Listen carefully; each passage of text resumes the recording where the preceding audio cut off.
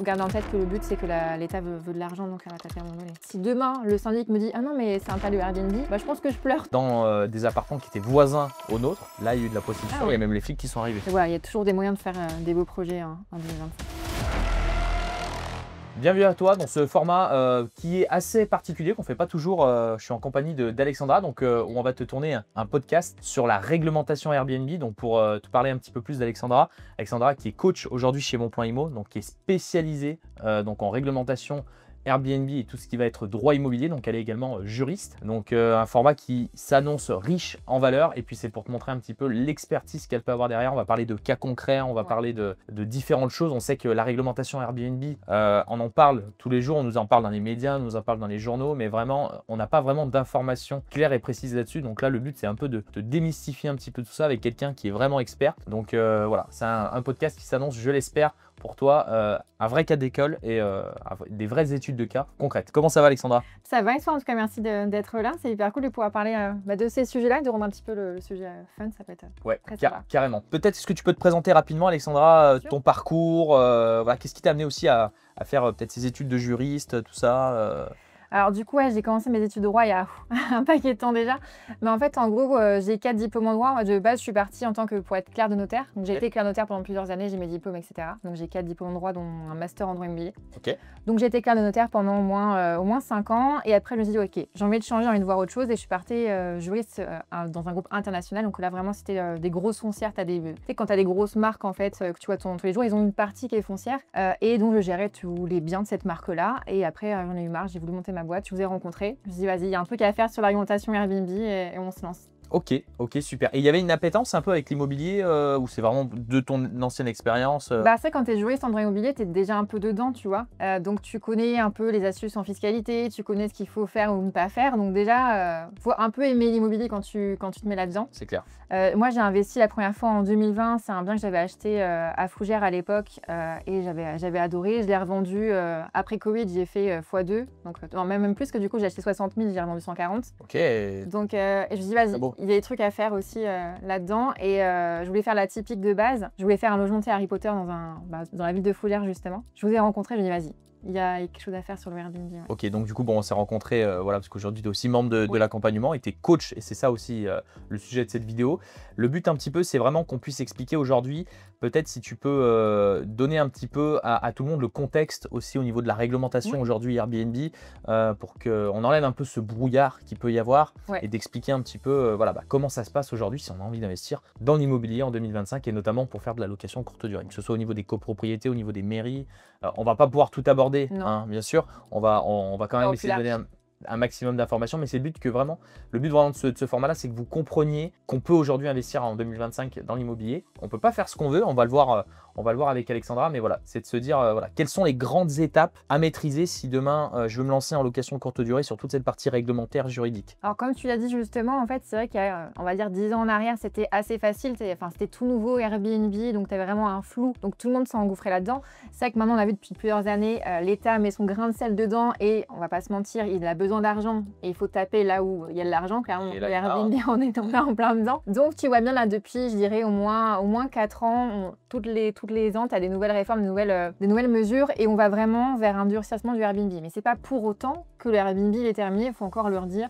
Tu peux faire des beaux projets, là-dessus il n'y a aucun souci, c'est juste que maintenant il faut se former. T'as pas le choix, tu peux plus faire du truc en freestyle en une copropriété, c'est plus possible quoi. Exactement. Donc là vraiment, si tu veux vraiment que je te donne des tips, moi je dirais vraiment si tu veux investir dans une copropriété, il faudrait faire un gros warning. En fait, tu as aussi beaucoup de personnes qui parlent de la copropriété, tu as aussi beaucoup d'agents immobiliers qui disent non, ne vous inquiétez pas, il y a une cause bourgeoise, mais on peut faire du Airbnb. J'ai juste envie de te dire, limite si les copropriétés maintenant, il faut éviter ou alors directement demander l'accord au syndic. Pourquoi? Parce que on va revenir dessus, mais tu as eu la loi anti-Airbnb qui a été votée, tu sais, fin novembre. Bien sûr. Et tu as eu une grosse modification du syndic. Et maintenant, la norme, c'est quoi? C'est qu'il va falloir que tu préviennes ton syndic, en fait. C'est terminé de faire un petit peu, je dirais, des projets Airbnb, tu vois, en sous-marin, en mode, allez, je tente, je dis rien à personne. C'est terminé, parce qu'avec la loi maintenant anti-Airbnb, tu as l'obligation de prévenir ton syndic. Donc maintenant, il va être au courant, ok. Donc ça veut dire que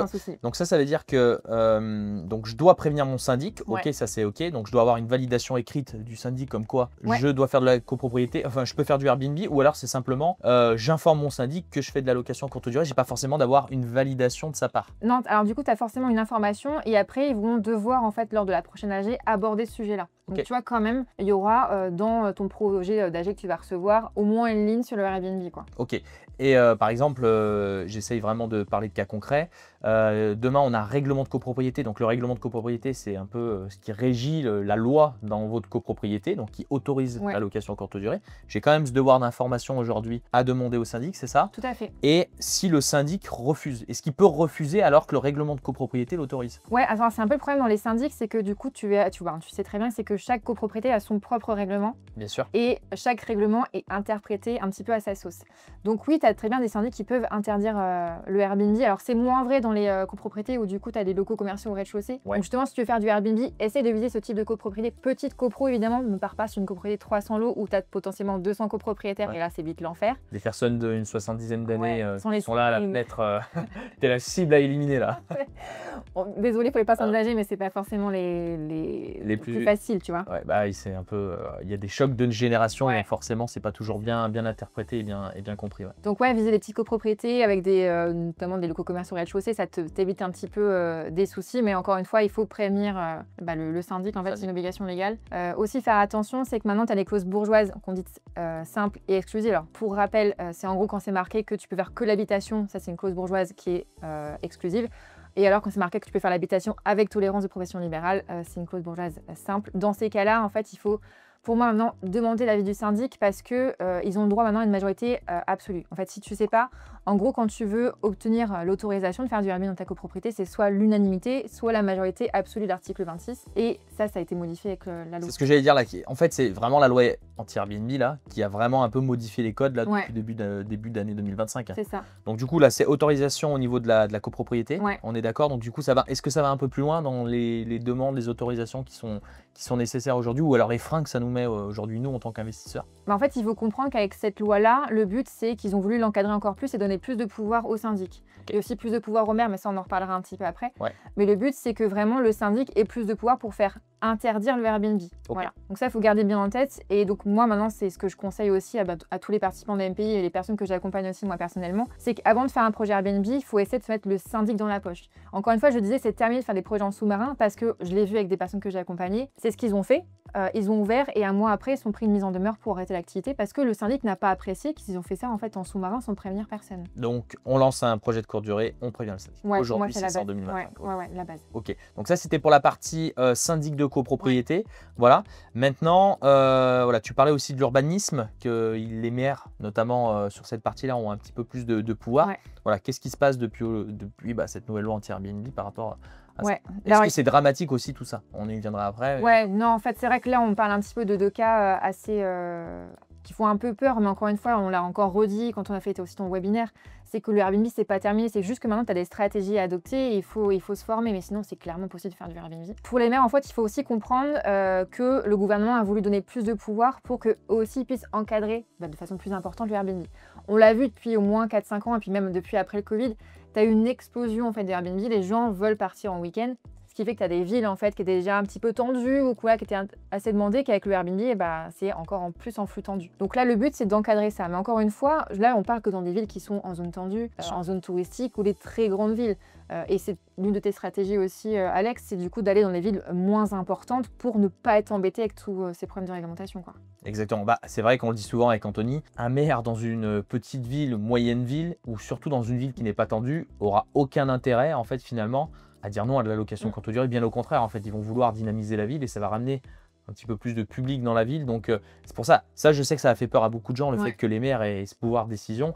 Mais en fait, il faut très bien se dire qu'il y a des maires qui ont l'intérêt, oui, de stopper le Airbnb. Et on le voit, c'est le cas dans les grandes villes. Et c'est compréhensible, hein, parce qu'il y a différentes problématiques. C'est des zones tendues, ça fait de la concurrence aux hôteliers, les gens n'arrivent plus à se loger. Mais là où on est dans des villes, et c'est ce qu'on vit justement nous aujourd'hui, que ce soit sur les logements typiques et notamment plus sur notre méthodologie complète, en fait, dans ces villes-là, on n'est pas du tout target Airbnb, on vient pas du tout prendre un fusil pour vous dire non, arrêtez votre Airbnb. Donc je pense que voilà, c'est ça qui est important de comprendre avec cette mesure, c'est que ce qui a été quand même voté est assez, moi je trouve cohérent pour une fois, voilà, parce que ce soit dans les syndics de copropriété, parfois ça peut déranger si c'est mal fait, dans des copropriétés, ça s'y prête pas non plus, donc c'est pour ça que c'est important de viser les bonnes copropriétés et aussi les bonnes communes, c'est vraiment voilà, ces deux piliers qui aujourd'hui nous, on les respectait déjà avant, Ouais. en fait, finalement, donc nous, on n'a pas forcément été impacté, en tout cas sur notre stratégie.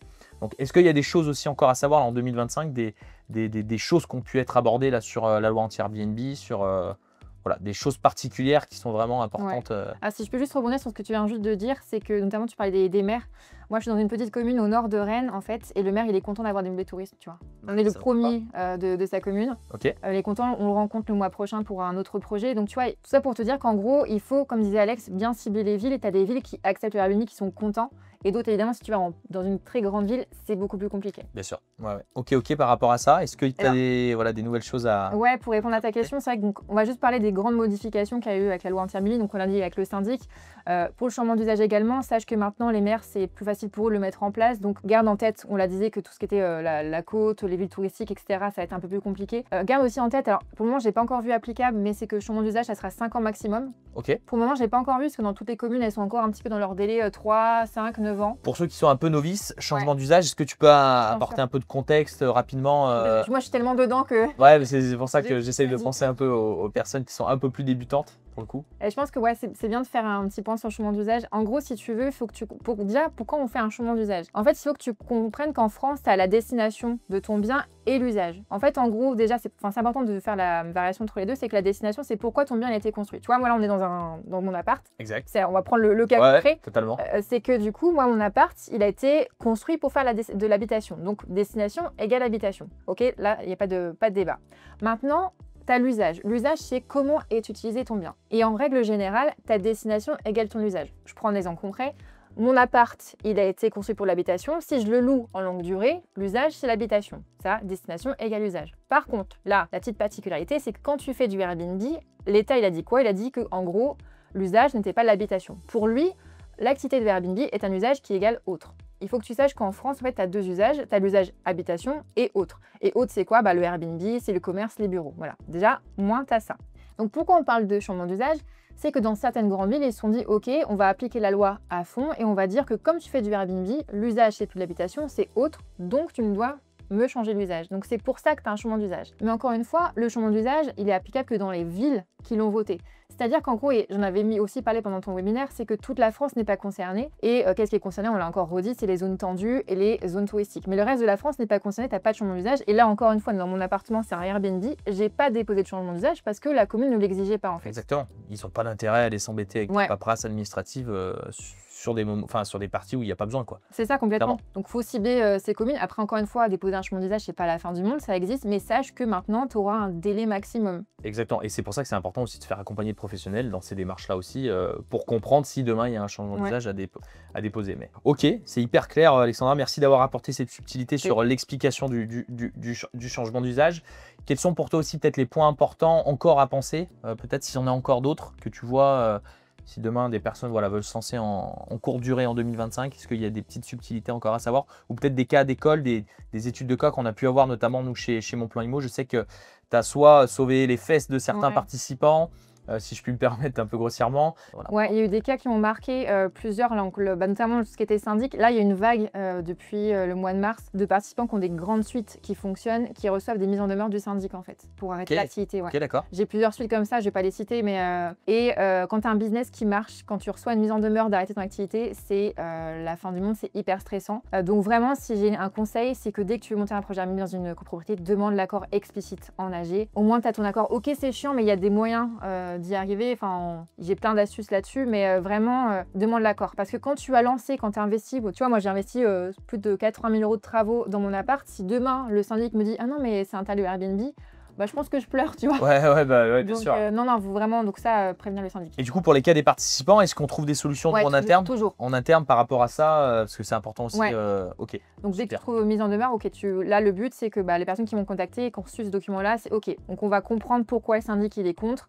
Généralement tu verras c'est quoi? C'est le bruit et c'est les va-et-vient de la copropriété. En l'occurrence, on a essayé de trouver des solutions aussi avec les participants. C'est que ok, pour le bruit, on va trouver des solutions avec un boîtier minute. On va faire en sorte peut-être d'isoler le bien en plus. Pour les va-et-vient, créer du coup un accès un peu particulier ou alors le but c'est de faire aussi de la prévention dans la copropriété. Voilà, c'est de leur expliquer aussi parce que parfois en fait c'est surtout c'est plus ils sont pas contents parce que ça n'a pas été expliqué ou alors c'est mal compris et c'est dire voilà, nous on a mis tout ce qu'on peut en place pour qu'il y ait un minimum de désagréments. C'est ça. Et du coup, on envoie des courriers, des modèles de courrier en fait au syndic en étant OK. Bah non, le Airbnb, c'est pas forcément interdit. Après, il y a plein de problèmes de jurisprudence aussi. Là, c'est un petit peu long d'expliquer dans cette vidéo-là. Mais le but, c'est de parler de la Cour de cassation, de ce qui s'est passé aussi en janvier de l'année dernière. C'était des sujets qui sont hyper importants. Et le mieux, c'est ce que je conseille, ce qu'on a fait aussi avec les participants d'MPI, c'est d'avoir directement des réunions avec le syndic, de faire un joli PowerPoint, déjà, ils te voient en fait en physique, et dire ok, c'est une personne qui est intelligente, etc. Et t'explique un petit peu ce que tu as fait et en principe, ça passe quoi. Je ne sais pas si on peut en parler dans la vidéo, mais toi, tu as eu ce cas un peu personnellement aussi. Ça tombe bien, on est dans l'appart, de justement négociation un petit peu avec la copropriété. Voilà, je ne sais pas si on peut en parler. Ouais, bien sûr. Ouais. Dans les grandes lignes, en fait, si tu veux, donc moi j'ai acheté mon appartement. Donc on l'a acheté parce qu'il n'était pas du tout cher. On s'est dit au pire, si on ne peut pas faire du Airbnb, c'est pas grave, on fait un achat-revente ou un autre projet. Mais on est quand même allé et on a fait l'erreur à ne pas faire, c'est qu'on a dit à notre agent immobilier, même si je t'aime mon agent immobilier, mais c'est toujours le cordonnier de mal chaussé. Hein. Ouais, non, mais moi j'ai fait toutes les erreurs pas possibles. Mais... Et en gros, on a dit à notre agent immobilier qu'on souhaitait trouver un bien pour faire une love room. Et il l'a répété à la copropriété, qui n'a pas aimé du tout ce genre de projet. Et on a reçu des messages WhatsApp un soir, je me rappelle, à 23 h, des grands pavés sur WhatsApp. Vous aviez déjà acheté ou non? On avait déjà acheté. J'ai dit, quand même, pour le prix, on y va. Ouais. On y va. Oui, vous aviez acheté quand même. Ouais, je l'ai acheté quand même, on y va. Ça passe pas, mais ça passera quand même. Ouais. Et voilà, ils avaient peur parce que c'était une love room. Ils ont dit, ça va être un bésodrome, ça va apporter la prostitution, etc. Et ce qu'on a fait, c'est qu'on les a rencontrés, on les a rassurés. En fait, on a montré nos 3D d'architecte, on les a rencontrés dans un lieu neutre, dans un bar. Et on a expliqué qu'en fait, non, on veut un projet hyper quali. De toute façon, tu l'as vu quand tu as fait la vidéo. Bah oui, on le voit bien. C'est pas un donjon SM qu'on a fait, c'est pas pour la prostitution, etc. C'est pour des couples pas classiques, en fait, tu vois. Et donc voilà, on les a rassurés et c'est vraiment en leur parlant, en leur expliquant que ça fera pas de nuisance particulière parce qu'on a fait une grosse isolation. Voilà, vous avez aussi prévu en amont toute cette partie-là. Donc ça, c'est important aussi d'adapter aussi. On est en copropriété, adapter aussi sur votre partie isolation, etc. Voilà, pour essayer d'éviter les problèmes avec la copropriété, c'est important. En fait, c'est des personnes qui ont des craintes, en fait, il faut juste lever ces craintes-là. Et une fois que tu as compris, généralement, les craintes, c'est quoi? Je te disais, c'était le bruit avec les nuisances, les va-et-vient, le problème de sécurité. Et une fois que tu as levé tous ces problèmes-là, ils ne peuvent pas te dire non, en fait, parce que... Ouais, en fait, on vient traiter les objections. En fait, c'est beaucoup d'en fait, il faut éduquer les personnes à ce monde de la location courte durée qui est aujourd'hui très méconnu. J'en parle encore plus sur la typique et notamment la love room qui a très mauvaise connotation. Et il y a love room et love room, c'est ce qu'on dit souvent. Donc vous, ça a vraiment été un travail d'éducation pour avoir finalement un côté positif. Donc ça a été accepté de votre part. Donc non, c'est possible. Et encore une fois, il faut comprendre les peurs et les lever, quoi. Voilà, comprendre pourquoi on nous dit non. Et après, bon, voilà, parfois c'est pas possible. Hein. Ouais, après il y a des fois des syndics, des personnes qui sont bornées. Malheureusement, c'est comme dans tout, tu vois. Dans tout. Mais généralement, c'est une personne qui est relativement intelligente en fait de toi, elle comprend en fait. Et c'est vrai que malheureusement, le Airbnb, ça n'a pas forcément bonne presse, tu vois. C'est vrai que c'est la très mauvaise presse. Hein. C'est fou, alors que nous, on le voit bien au niveau de nos logements. Les logements, et vous allez le voir, c'est le premier, vous allez voir le niveau d'entretien et comment les logements évoluent avec le temps. Parfois, en fait, les logements évoluent bien mieux qu'un logement classique. Nous, on a eu le cas avec différents logements avec Anthony qui étaient en longue durée, où en fait, finalement, au bout d'un an, tu as un locataire qui est pas respectueux des lieux et ton logement, il est complètement... et puis tu dois tout refaire à l'intérieur. À refaire, alors que pour l'ensemble des logements atypiques qu'on a, qui sont que des logements atypiques, courte durée, qui sont que des logements atypiques, on a remis un coup de pointure dans le premier au bout de 2 ans, mais c'est parce qu'on voulait aussi rafraîchir un peu. Mais sinon, ça vieillit super bien. Parce qu'en plus, il y a le ménage qui est vite quasiment tous les jours, tu vois. Quasiment tous les jours. Donc en fait, c'est des logements qui vraiment vieillissent bien. Et moi, je dis aussi souvent que tu attires la clientèle en fonction de ton logement. Et en fonction de la qualité du logement, de la propreté du logement. Souvent, le prix aussi, tu as une sélection par le prix, en fait. Prix, ça sélectionne forcément. C'est pour ça que souvent, on parle de prostitution. Moi, personnellement, j'ai jamais eu de prostitution. En tout cas, je ne suis pas au courant. Alors que dans des appartements qui étaient voisins aux nôtres, qui était pas cher, là il y a eu de la prostitution, il y a même les flics qui sont arrivés. Ah ouais, ouais, vraiment. Donc parce que ils cherchent de la rentabilité, ils cherchent du pas cher. Une prostituée en général, elle va rester sur un lieu un peu longtemps, une semaine, 2 semaines. Des logements atypiques comme c'est notre cas, vu les prix à la nuitée, on en parlait dans une autre vidéo, je crois que vous êtes à 180 à la semaine. 50 € le week-end. Ça fait un budget quoi. Ouais, voilà. Donc la personne va préférer prendre un appart classique. Genre à 30 € la nuit, tu vois. Voilà, c'est ça. Donc il y a la barrière du prix, il y a forcément, qui dit prix aussi, tu as une clientèle un petit peu différente. Et tu as la propreté, moi je trouve qui est super important des lieux. Ça donne beaucoup plus envie de respecter un lieu quand c'est propre que quand tu arrives et que c'est dans un état qui est pas très. Quand on sent que c'est pas très soigné, quoi. Non, je suis assez d'accord. Et voilà, il y a toujours des moyens de faire des beaux projets en 2025. Ok, super. Est-ce que tu as d'autres choses peut-être à ajouter, des choses que tu voudrais partager là, peut-être encore des études de cas, des anecdotes, peut-être encore des choses à savoir, des tips en 2025 ou tu penses qu'on a fait pas mal le tour? Après, du coup, tu as eu, là, tu sais très bien pour le DPE aussi. Maintenant, tu as un DPE qui est obligatoire. Alors, pareil, attention, tu as la différence entre zone tendue et, on va dire, le reste de la France. Qui est la majorité, parce que souvent on peut penser que les zones tendues, voilà, parce qu'on vous parle de Paris, les grandes villes, etc. Quand on fait la carte, peut-être qu'on affichera à l'écran la carte que tu avais faite sur la conférence, est géniale, on essaiera de vous la retrouver, où on voit vraiment le distinguo entre les zones tendues où la plupart des réglementations sont applicables et le reste des zones. En fait, on se rend compte que 90% du territoire quasiment n'est pas concerné, allez 85 on va dire.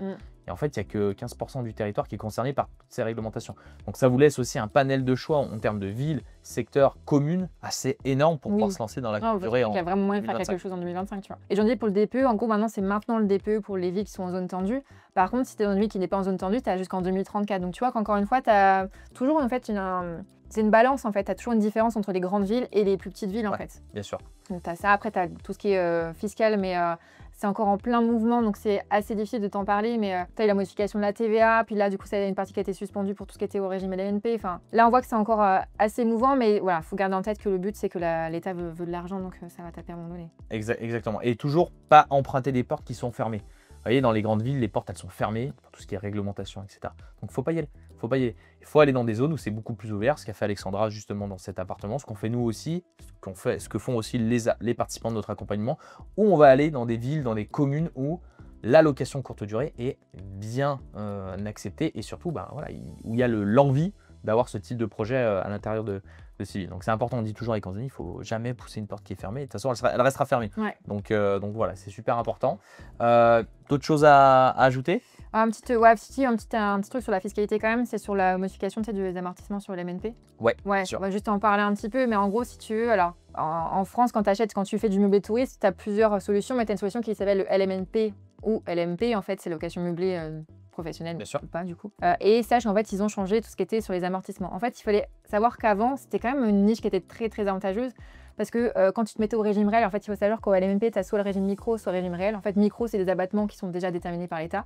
Et le réel, c'est quand tu peux tout déduire. Tu vois, genre mes travaux, je peux les déduire, mon canapé, mes coussins, tout en fait.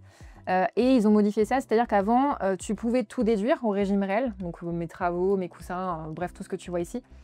Et après, à la plus-value, j'avais le droit encore de redéduire tout ça. Ce qui fait qu'en gros, tu payes très peu de plus-value. Et maintenant, en fait, ils ont tout ce que tu as pu déduire fiscalement, tu peux pas le redéduire dans ta plus-value, donc tu auras des plus-values qui sont plus importantes. Mais ça, encore une fois, c'était quelque chose qu'on s'attendait, quelque chose qui est quand même relativement logique. Ils ont fait pareil que le régime du nu, donc pas de grande surprise là-dessus et ça reste quand même relativement logique. Tu vois. Ouais, non mais voilà, je trouve honnêtement que tout ce qui a été mis en place, réglementation, c'est assez logique pour une fois. Franchement, dans les grandes villes, comme on le disait, c'est de plus en plus compliqué et c'est normal. Et dans les petites et moyennes villes, franchement, ça n'a quasiment rien changé. Donc, on est, moi, je trouve pas impacté. Enfin, en tout cas, les mesures qui ont été mises ne nous dérangent pas forcément par rapport à nous, les modes d'exploitation qu'on utilise aujourd'hui et l'avenir, normalement, de la location courte durée. Et ça tend aussi, et c'est ce que je prône aussi, ce qu'on dit beaucoup avec les participants de l'accompagnement, à se professionnaliser. Et en fait, ça va permettre aussi de se débarrasser d'énormément d'opportunistes, de personnes qui se disent bon, voilà, ils voient de la lumière au bout du tunnel, il y a de la location courte durée, waouh, Airbnb, ça marche, c'est génial. J'avais un appartement en location longue durée, je me contente de mettre 3-4 verres, un bout de vaisselle, etc. Je balance en annonce.